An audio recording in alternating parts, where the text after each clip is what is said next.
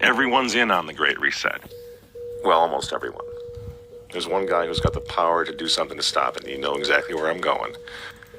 And they made a mistake. They tried to get Trump on their side, so they invited Donald Trump to Davos, I think a couple of times. But in January, when Donald Trump, I think, really began to see the beast that he was up against, he went to Davos, to the World Economic Forum, and he stuck a mega finger in their eye. We're committed to conserving the majesty of God's creation and the natural beauty of our world. But to embrace the possibilities of tomorrow, we must reject the perennial prophets of doom and their predictions of the apocalypse. These alarmists always demand the same thing: absolute power to dominate, transform, and control every aspect of our lives. We will never let radical socialists destroy our economy, wreck our country. 2 days after Donald Trump gave that speech, the 89-year-old leftist weirdo billionaire George Soros made an emergency intervention where, at Davos, once again, warning that the U.S. 2020 election will determine the, quote, fate of the whole world. Now, in the context of Davos, take a look at this one more time. This is a month after Donald Trump addressed Davos and stuck the MAGA finger in their face.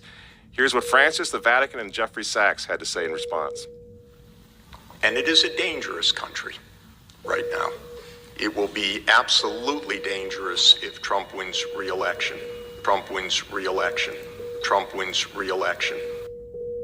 Francis invited this guy to the Amazon Synod as an honored guest and advisor.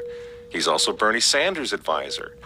What's he doing in the Vatican? Why is this guy who's a promoter for socialist, out and out socialist, Bernie Sanders, what's he doing advising the Pope? Why does he have entree to the Vatican, friends? Sachs supports abortion and contraception, but that's not a problem for the Vatican. For the Vatican, for Pope Francis, and for his friends at the UN, Donald Trump is the problem, obviously, friends. Clearly, I consider the Trump administration a danger to the world, but I regard it as a purely temporary phenomenon that will disappear in 2020. Do you get it? Do you see why there's so much hate for Trump? Because with all of his faults, again, he's the capitalist. He's not the globalist. He never will be one of them, which is why he pulled the United States out of the Paris Climate Agreement.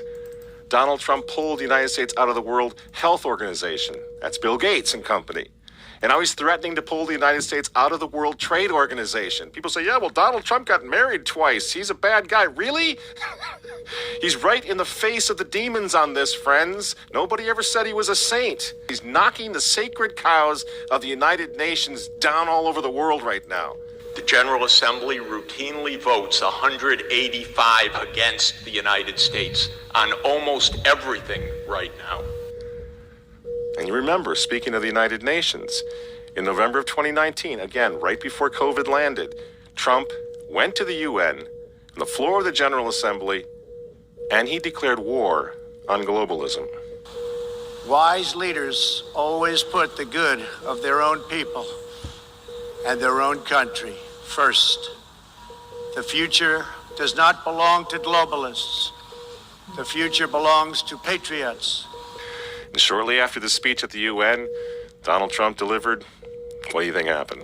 The coronavirus was unleashed on the world, and Trump's booming U.S. economy went on life support. Do you think that was an accident?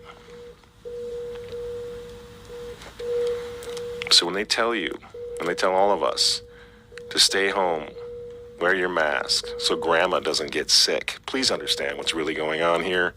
They don't care about your grandmother. They don't care about old people, these people. They don't care about babies. They want them aborted so that they can save the common home.